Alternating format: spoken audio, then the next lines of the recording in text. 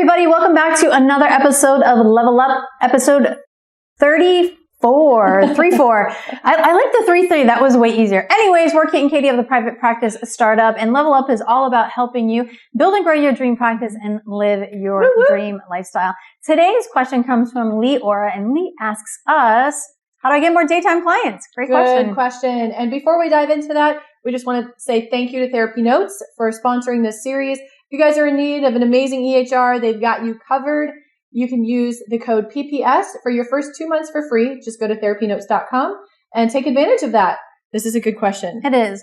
And we like to really start by answering it in the sense of taking a step back. Yep, back it up. One of the things that Kate and I completely did wrong when we got into private practice is we let our business run us, and it ran us pretty ragged. It did. Into the ground, I'd have to say. Like, this is way back over a decade ago. Yeah. So it's really important to take a step back and really understand what your dream lifestyle is. And so if having daytime clients is part of that, we're going to invite you to begin to live into that.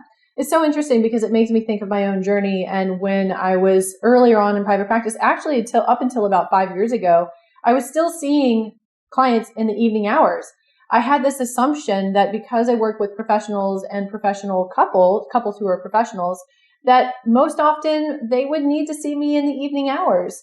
And so I'd get a lot of lunchtime appointments and then evening hours. And then my day is spread out super long. I'm bending over backwards to accommodate clients on their schedules. But I was not staying true to my own schedule until I had my son. And when I had my son, I decided, okay, no more evenings. I really don't want to work evenings. I'm going to try to get all of my clients to see me during the daytime as much as possible. And I only worked one evening a week. And that was until about 6:30. That was like my last, leaving the office at 6:30.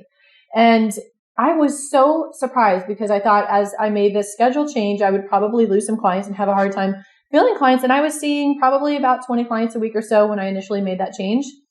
I had no problem. I didn't lose any clients. And that was amazing to me. And I had no problem filling those daytime sessions as well, because it's all about the client relationship that you have. You've developed that rapport with your clients and they want to continue seeing you. You know, if you're the right therapist for them, they will make it happen. And it's amazing when you're firm on your boundaries and you let your clients know, this is what I have available. My schedule's changed. Here's 2 options for you. What would work best for you?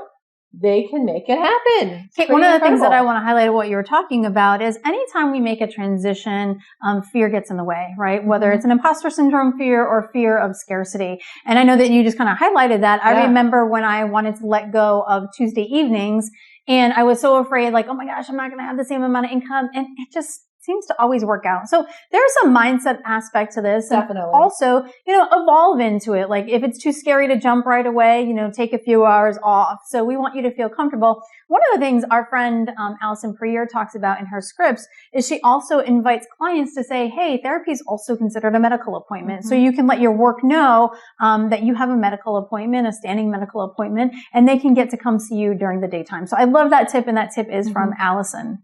Yeah, definitely. So stick to your schedule, stay true to yourself. Don't bend over backwards to see clients, 24/7. Know that it might be scary at first, but do it anyway. Do it anyway, and you'll be surprised because it's amazing how you're able to really create the practice that's in alignment with how you really want your life to look. So we hope this was helpful. And if you guys have a question you want to get answered in our Ask Us series, in our Level Up series, look for the Ask Us post in our Private Practice Startup Facebook group. You'll actually have to look for the Private Practice Startup Facebook group, and we will be happy to get that question answered. And remember, guys, you got this. We'll see you next time. Thanks, and have an awesome, inspired day, everybody. Take care.